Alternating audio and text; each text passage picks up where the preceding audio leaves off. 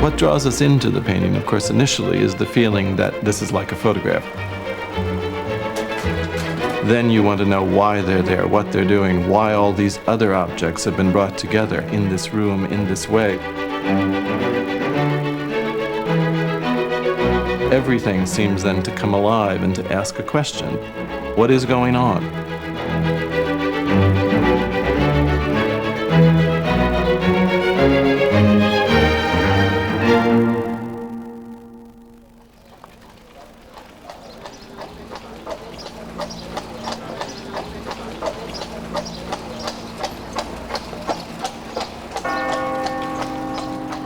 In 1434, in the merchant city of Bruges, a painter, Jan van Eyck, created a picture of a man and his wife standing in a room.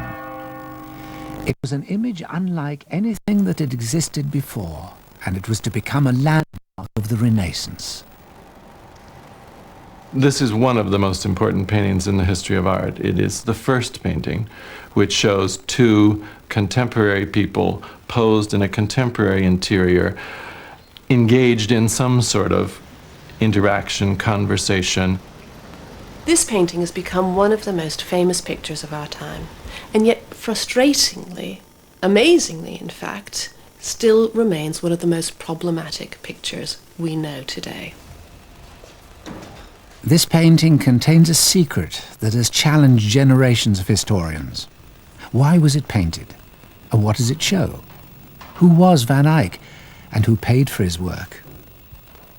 Every time someone gets close to the answers, a new discovery plays a trick and history changes, creating new problems and deeper mysteries. The painting keeps drawing me back. I mean, it's so concise, so many things brought together so perfectly that I think of it as a magnet which I simply cannot stay away from. Craig Harbison is a Renaissance expert. He's been on a mission to understand Van Eyck's painting for more than half his life. I can't sort of put it aside and put it out of my mind for long. Then I look again, I read something else, another detail emerges. The painting again shifts and changes, and a whole new level of mystery or intrigue is opened up.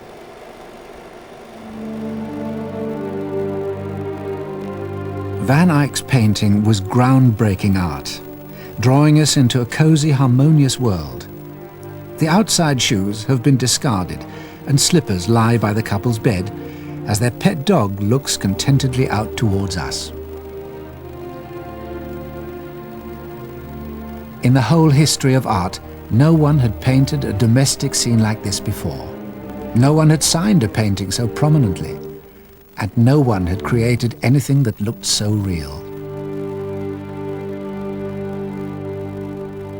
We feel we ought to be able to walk into that room, touch that clothing, respond to those individuals, look out the window. It's an illusion. It's an illusion of a space that's created with oil paints. Jan van Eyck painted in oils. Today this might seem perfectly ordinary, but in fact it's a turning point in the history of European art, Western European art. This oil painting survives, fortunately, in immaculate condition, which allows us to appreciate the fact that in the 15th century, Van Eyck was considered even to have invented the technique. It was he did it so perfectly, so miraculously. Oil paints allowed Van Eyck to create textures in unprecedented detail. The polished brass of the chandelier, which glints in the light. The skin of an orange, the fur of a cloak, the stitching of a hat.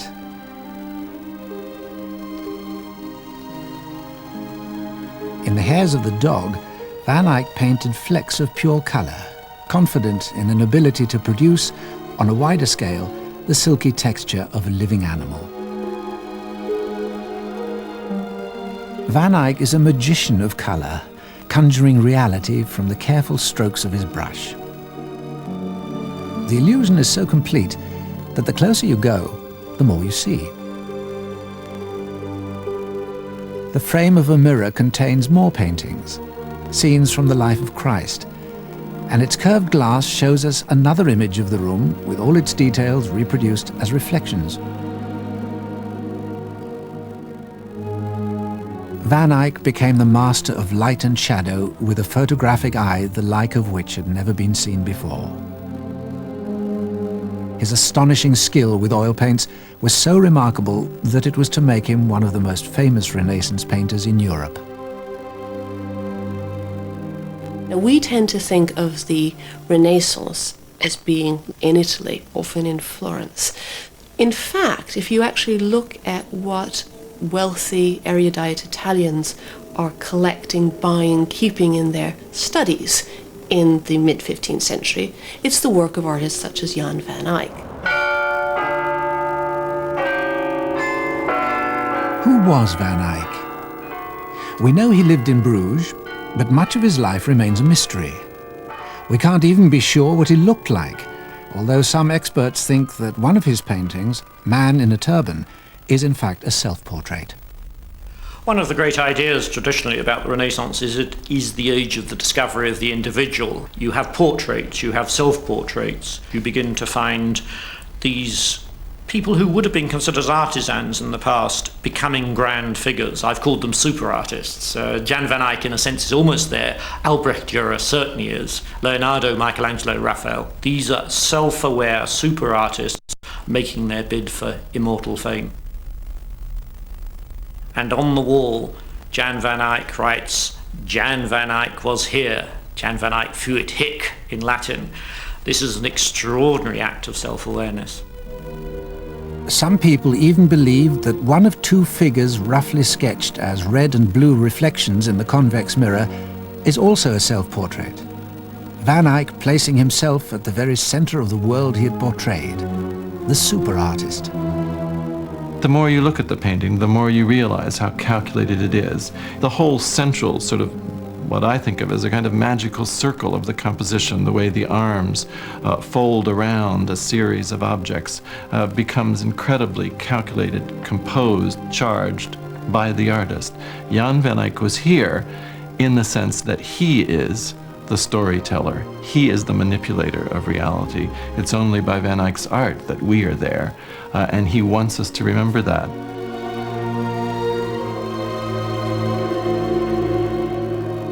What story is Van Eyck telling? If the man took a step sideways, his hat would be knocked off by the chandelier. And if the woman wanted to look at her reflection, she'd have to bend down to a mirror which is far too low. But if the painting isn't meant to be a direct reproduction of reality, then what is it? Who are these people? Why did the artist paint them in such a unique way? And how did the lives of all three overlap in the world of Renaissance Europe? To get inside the painting, Craig Harbison travelled back in time to where the 15th century can still be sensed in streets that have remained almost unchanged since the days of Van Eyck.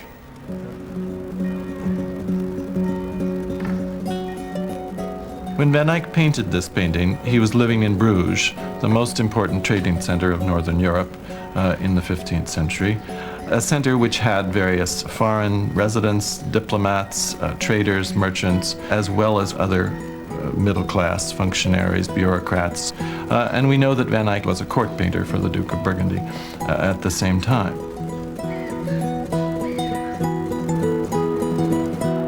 So when we look at this painting, what we see is not actually nobility, not aristocracy, but something of the middle class or upper middle class, the merchant class. Most art in this period is produced on commission. The buyer, if you like, finds the artist through a variety of means and comes with a set of specifications. I want to look like X, Y, and Z. I want the following saints, etc. in my image. And usually some sort of legal document might be drawn up to make sure that the artist provides specifically what the patron requires.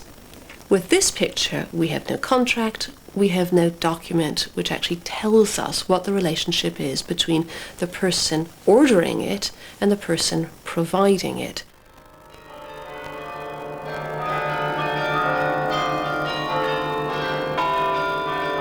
One early record was known, a description written in the early 16th century.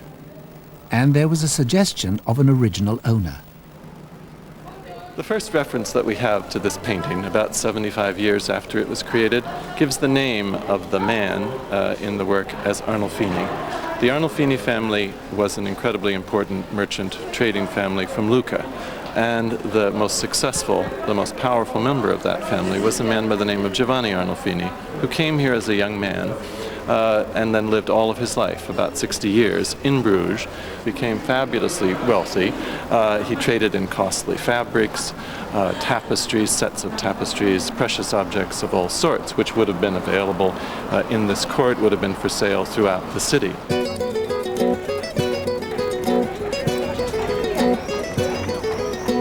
This is where Giovanni Arnolfini plied his trade. In the courtyard of the old cloth market in Bruges, he would have competed with other merchants as day by day he made his fortune. More than 15 nations were represented in Bruges during this period. Russia, the Orient, Spain, Portugal. Precious materials, fruits, spices, herbs of all sorts came into the port. At one point in the mid-15th century, they reported more than 150 large galleons docked in the port of Bruges. Arnolfini represents for us the birth of a new kind of international trader who within a short period of time, a decade or so, can go from relative insignificance to powerful enough to buy paintings, to buy goods from all over the world. So here is Giovanni Arnolfini, a self-made man, a mobile European, a sort of Renaissance high flyer. And with him his wife, Giovanna Cenami, a follower of fashion, comfortably dressed in lace and jewels, owner of a fine pair of slippers and an expensive Eastern rug. But this is more than a simple portrait of a rich man in Bruges who could afford to commission a super artist from the court. Feeling that we can put a name on the man, that we can call him Giovanni Arnolfini, is, however, just scratching the surface, just beginning to look carefully at the painting. Because once you feel that you know who is there, then you want to know why they're there, what they're doing, why all these other objects have been brought together in this room in this way, why this web of details that weaves back and forth across the painting, up and down. Everything seems then to come alive and to ask a question, to say, what is going on? For hundreds of years, the objects in the painting had been described in terms of Van Eyck's extraordinary ability. In short, he was showing off, portraying as many different materials as he could, from brass to beeswax, from floorboards to fur. But in 1934, a German émigré called Erwin Panofsky declared that he had analyzed the painting and discovered a secret. Panofsky didn't just see this painting as a portrait of a married couple. He saw it as a marriage certificate, or a kind of marriage certificate. Jan van Eyck signed it above the mirror. Jan van Eyck was here, 1434. In very, as Panofsky said, flourishing legal script. It looks like a document. And what he did then was to find in the painting details which reinforced this sort of quasi-legal statement that he felt the painting was making. Two people are coming into the room reflected in the mirror. These are then the witnesses to this union, to this marriage. A single candle burns in the chandelier, the all-seeing eye of God.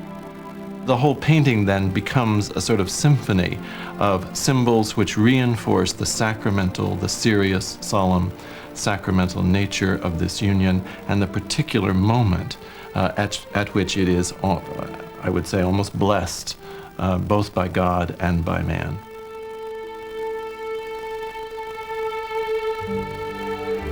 Panofsky saw the signature and mirror as evidence of Van Eyck's role as a witness to a ceremony, a secret marriage taking place in a private house.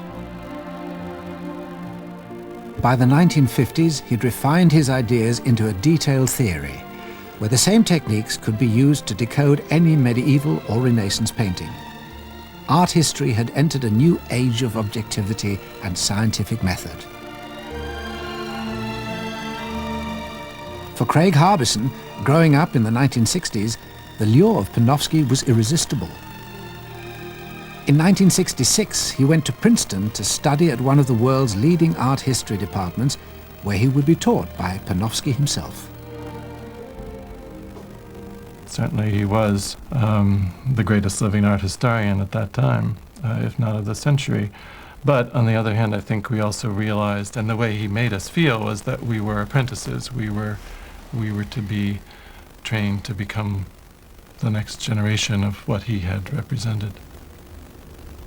Across a wide range of different disciplines, the humanities and the sciences, from the late 19th century through the 20th century, there's been an assumption that if you study the detail, the minutiae, you will find the big answer. So Panofsky is one of many scholars going down this route. Freud, looking for detail in people's dreams. If you like, Sherlock Holmes as a detective, always getting that clue which enables the discovery of the murderer.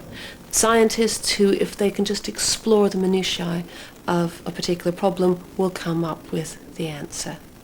The goal was to sensitize yourself, at least that's what I felt the goal was, to sensitize yourself, to look, to observe, to put together the pieces of the puzzle in such a way that, voila, it was obvious what the answer was.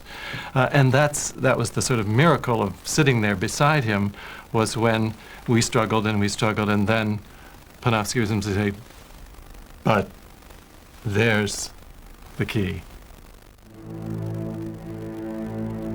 Panofsky had presented the world with answers to the Arnolfini puzzle, explaining every detail of the painting.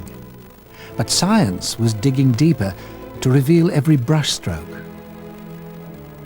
Infrared photographs offered glimpses into Van Eyck's mind, peeling away layers of the painting to unveil earlier working versions, before Arnolfini's right hand had moved, before his head had been altered, his gaze redirected. But the scientific investigations also uncovered some bigger surprises that questioned the very essence of the painting. Science was supposed to give us ever greater insight into the workings of both Jan van Eyck and the creation of this picture. In fact, what it's led to is a set of new problems. What the recent investigations undertaken by the National Gallery in London have shown is that all of these so-called significant details, the discarded shoes, the dog, etc., were in fact painted probably after the composition was designed. Fine lines behind Arnolfini and his wife revealed detailed drawings plotting the positions of the main figures. But very few so-called underdrawings can be found on any of the objects that Panofsky claimed were the keys to the painting. So this inevitably raises new kinds of questions. Why are these objects in this picture? Do they contribute significantly to the meaning of the picture? Or are there other approaches that we can use to find a new solution? Panofsky had tried to make art history scientific, but real science had undermined his theory. Perhaps the answers weren't in the details at all. Historians began to take a broader view, looking at the wider social context that surrounded works of art. And they were coming up with some radically different interpretations. When Panofsky looked at the oranges on the windowsill and chest, he saw fruit which reminded him of the fruit of paradise. And what he said was this was then a sign that this was a new perfect union, a new perfect marriage of this couple, which had a kind of return to paradise element, a religious sort of fervor to it. Actually, though, those objects like that can be interpreted from a much more sort of social, contemporary point of view. Oranges we take for granted, of course, but they were incredibly costly, a sign of great wealth, of great prestige. To have oranges lying around on your chest at home would have indicated that you had money to burn. The garment that the woman is wearing is extraordinarily lavish in terms of the sheer quantity of cloth. Very, very expensive fabric. If you look underneath, it's clearly lined, probably with white ermine. This is fantastically expensive. Now, she may never have owned a garment like this. It's a bit like borrowing a designer dress to go to open a film today. But it's how her husband wants her to be seen. It's not about what they owned as much about what they would like to be seen to own. If Arnolfini and his wife were pretending, how can we accept anything in the painting as real? It might look like a bedroom, but historians tell us that a bed would have been an expensive status symbol, to be shown off to visitors, not hidden in a private chamber.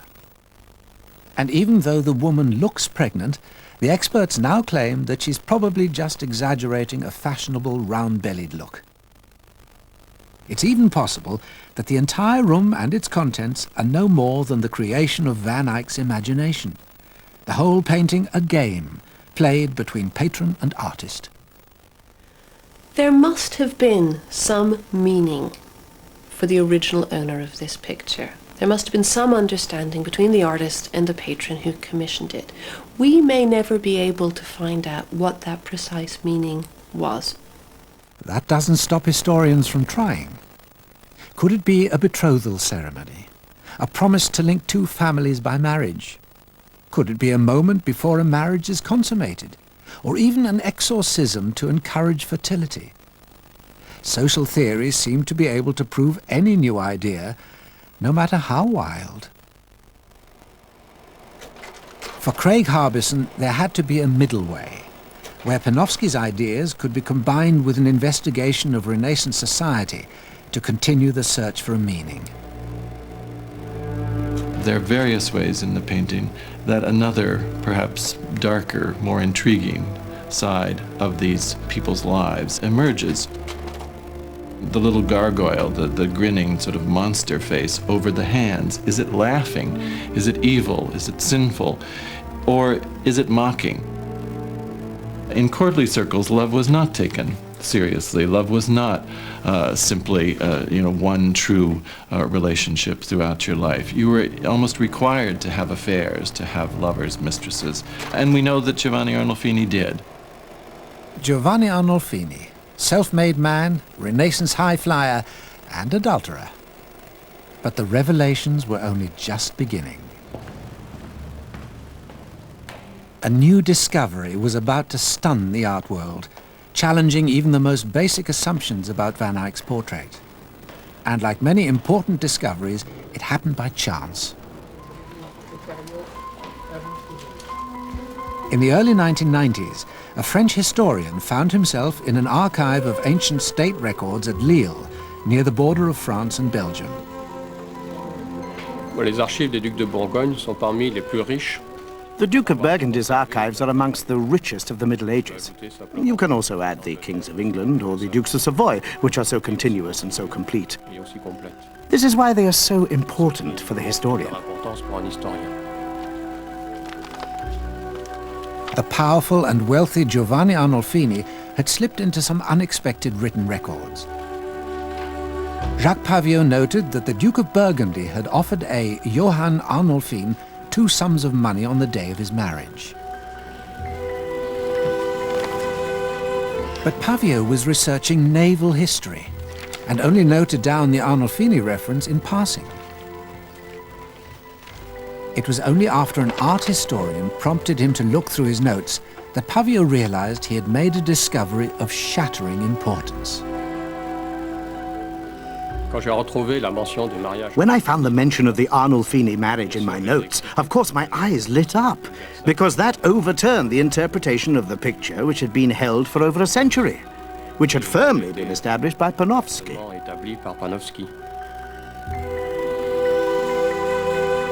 In the Lille archive, Jacques Paviot's reference to Giovanni Arnolfini's marriage had come from an ancient bound volume of state records. But the volume containing the reference didn't date from 1434, the year of Van Eyck's marriage portrait, but from 1447, 13 years later.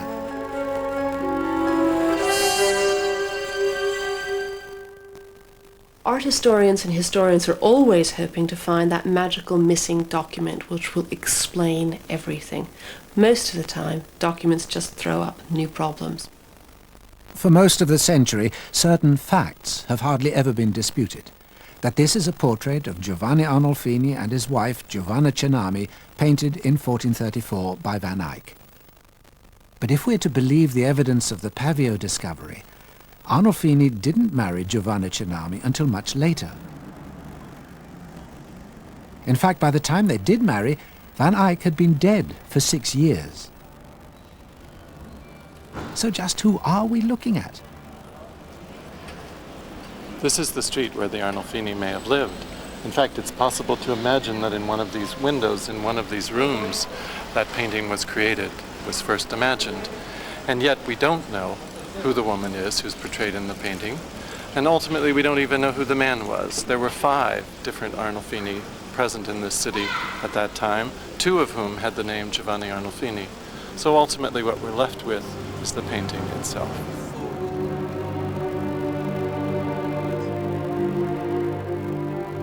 People are still going into the National Gallery, looking at the painting and explaining it in Panofskian terms. It's a marriage portrait. It's a legal document. The dog, that's faith, fidelity. The problem I sometimes feel is that the more you focus on the detail, the more the picture itself fades from view. You no longer see the whole image. The exciting thing is that the painting itself is still there.